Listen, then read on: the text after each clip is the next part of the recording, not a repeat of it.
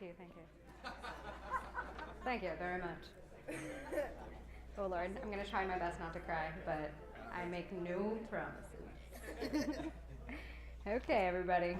First of all, I just want to thank everyone for being here tonight to celebrate the love of two beautiful people with embarrassingly similar names. Yes, the beautiful union of Daniel and Danielle. And because that wasn't confusing enough, Daniel, I would just like to say it's been an honor getting to know you. But for the sake of tonight, I'm going to call you Greg. So, lovely to meet you, Greg. Anyways, a huge thank you to my parents, Denise and Ofer. Per usual, making the impossible possible. And of course, a huge thank you to Dan's parents, Myron and Carla, for welcoming us into your incredible family. It's been such a pleasure getting to know you. I love you both. I'd also like to thank the combination of chicken soup for the single soul and half a bottle of Kettle One for making this speech possible today.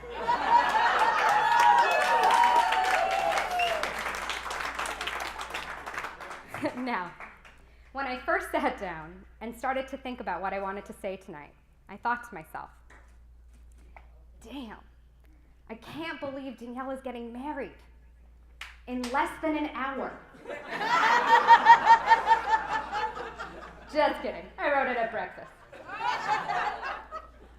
For those of you who don't know me, I'm her big little sister. I've got a full half-inch on her, and I refuse to let her forget it.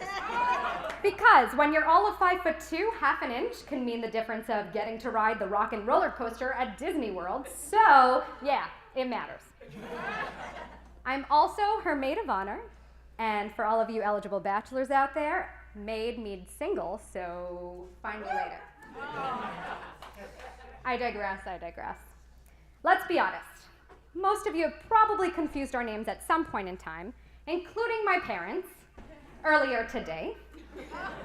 But I grew up most of my life being called Danielle's little sister, Little Tamir, Mini Tamir, and my personal favorite, Mini Dinosaur Lady. It is both embarrassing and upsetting how long that one stuck. But frankly, there's no one I'd rather be compared to because Danielle is just about the coolest, smartest, most beautiful chestnut-haired ass of an angel that I know.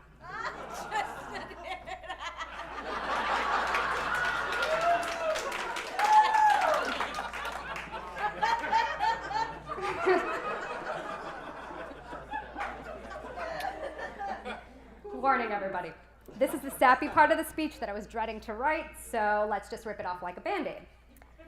Growing up, she taught me life's great lessons like the dinosaur with the longest name is the Micropachycephalosaurus. Or sea cucumbers spit organs out of their butts as a defense mechanism. And peanuts account for 2/3 of all nut consumption. That's a lot of nuts!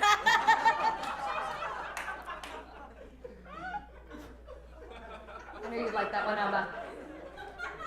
She also taught me how to be my own person. Danielle was always smart and studious, which is actually pronounced nerdy.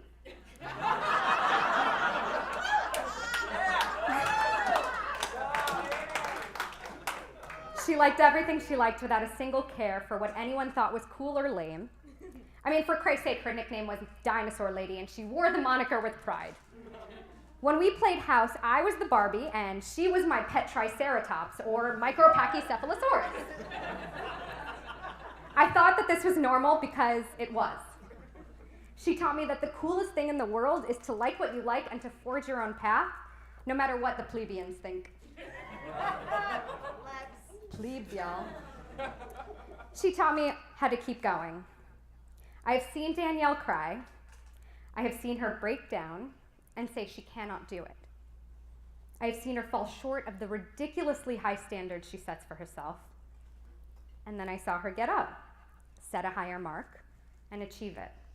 She didn't teach me that nothing is impossible. She taught me that some things are impossible, and that when you find those things, you have to work as hard as you can to make your own possibilities. And finally, she taught me that sisters are everything.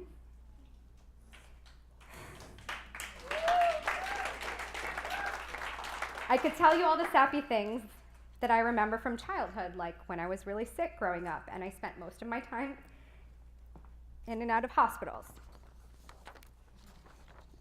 And she was always by my side. Despite her complete disdain for the color pink, she played a game with me called Pretty Pretty Princess ad nauseum. And yes, it was as obnoxious as it sounds. There were plastic jewelry and crowns involved, everybody.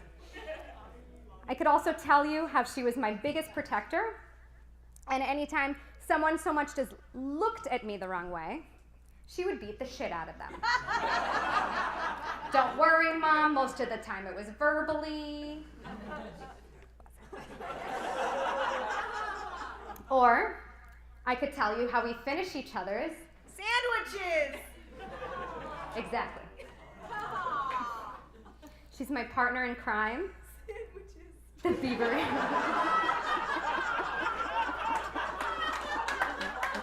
She got me.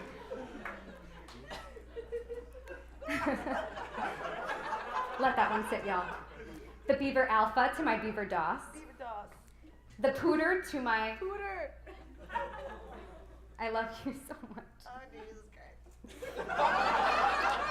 Even if you are a vegetarian now. Oh, I'm sorry, pescatarian. By the way, everyone, when I was typing the speech into Microsoft Word, pescatarian wasn't recognized and gave me one of those red squiggly, this is not a word lines. So I just FYI, Microsoft Office rejects the idea. Just saying. So now, let's address the elephant in the room. How, you ask, does one break up a dynamic duo? No, that's not. Wait for it. Dan, I have to admit, I was nervous in the beginning, not because of you, just because of Danielle's previous choice in suitors. Abba always taught me, if you don't have anything nice to say, don't say anything.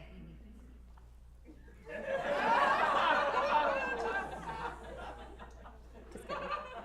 So I will just say this, none of them hold a candle to you.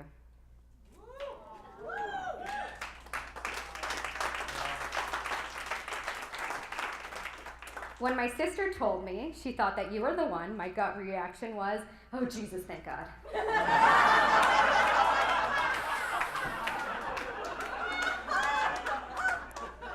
From the moment that I met you, I knew it was meant to be. From the way you treated my sister like the queen that she is. Yes! Yes, queen. Thank you, sir. Thank you very much. My family with the utmost respect, and me like a sibling.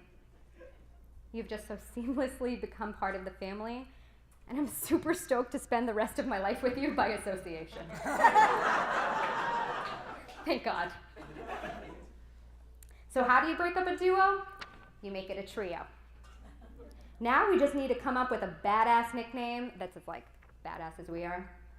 I'm thinking the Three Stooges, the Tres Caballeros, the Three Blind Mice, bacon, lettuce, tomato. Oh wait, no, Dan hates tomatoes, so we can't do that. It's a work in progress, it's a work in progress. Pescatarian. And she's a pescatarian. And you don't eat bacon. And I don't eat bacon. We're working on it.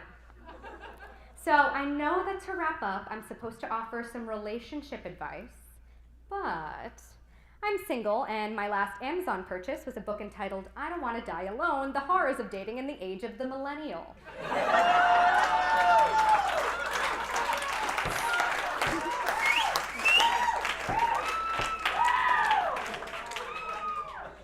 So, what do I know? But in all seriousness, I don't worry about you two. You guys truly make each other better.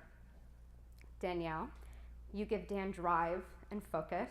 Dan, you keep my sister level-headed and show her not to sweat the small stuff. It's a joy watching you two. A very wise person whose name I cannot pronounce, once said, "A successful marriage requires falling in love many times, always with the same person.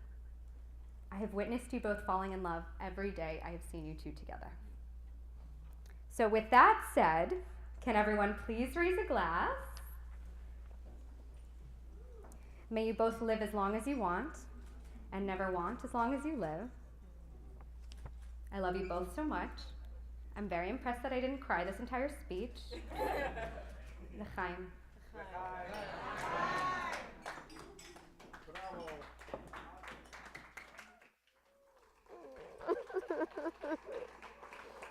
Oh my god. That's so great.